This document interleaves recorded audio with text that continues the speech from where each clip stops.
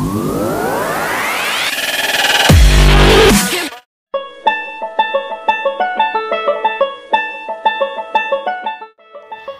musim hujan di Provinsi Jawa Timur sebagian besar diperkirakan terjadi pada bulan November.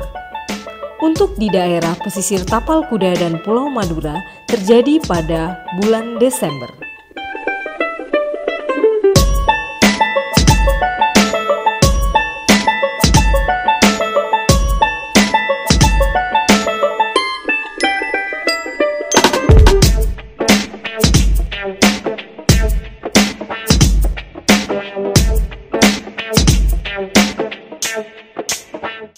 Untuk sifat hujan pada musim hujan, diperkirakan Provinsi Jawa Timur pada umumnya dalam kisaran normal.